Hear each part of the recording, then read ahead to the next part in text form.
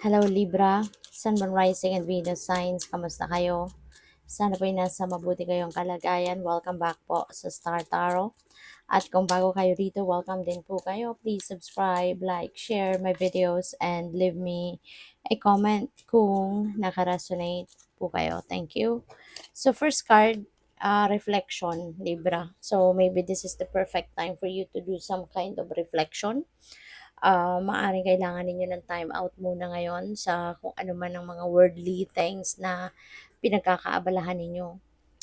Possible na kailangan din ninyo ngayon na magpahinga, magnilay-nilay, magmuni-muni in order for you to, get back to your center, get back to your core.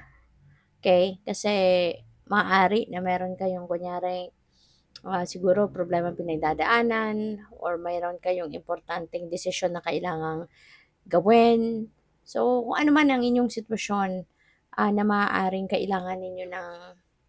focus, kailangan ninyo ng um, focus, ng concentration. In order for you to get that, you may need to do some kind of reflection and also meditation. Makakatulong yan sa iyo na magkaroon ng linaw ang inyong isipan. So we have light. It's time to reveal your radiant light to the world. Panahon na para i-share naman ninyo sa mundo ang radiance ninyo, yung liwanag ninyo. Maaari na ito yung inyong mission sa ngayon, to share your light, be an inspiration to others, be the source of light, no, also of other people. So what else? We have meditation. Ayan, na-mention ko na kanina na you may need to do some kind of reflection. Dagdagan nyo ng meditation kasi malaking tulong ang pagme-meditate. Talagang nakakabalik sa wisyo. Kapag nag-meditate tayo, nagkakaroon tayo ng malinaw na kaisipan, and it also bring answers. Kung meron kayong katanungan sa sarili ninyo, meron kayong mga gustong malaman sa sarili ninyo, and maybe you are asking questions, no, to the universe, maaaring marinig mo yan, sagot sa iyo ng divine through meditation. Okay? So, by the way, maraming salamat for subscribing, and if you haven't subscribed yet, subscribe na kayo. And also, maraming salamat din for not skipping the ads. Malaking bagay yan sa akin. And also, please click the join button sa baba ng video kung gusto niyo na mag-join kayo sa membership. Okay? Salamat po. So, yung next card is Page of Pentacles, which is really beautiful, lalo-lalo na pagdating sa kaperahang aspeto. Kasi si Page of Pentacles is good news. No? Mayroon din good luck na energy ito. Good news, and lalo-lalo na pagdating sa money, career, and finances. So, pwedeng mayroong mga balita dito na paparating related siguro sa mga baka meron kayong mga pinoproseso, transactions, regarding finances, regarding trabaho, business, talks, mga ganon. Siguro, ito na, dadating na yung magandang balita sa iyo.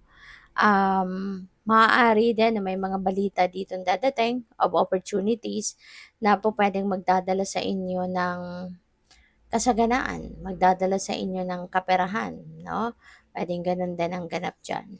So, we have Knight of Pentacles. Ayan, so may mga offer nga. Merong mga paparating na financial offers dito. Pwedeng, yun nga, panibagong income stream, could be a new investment, could be pwede rin na offer ng trabaho, panibagong career path, no, na maaaring merong nag-iengganyo sa inyo na mag-change ng karera,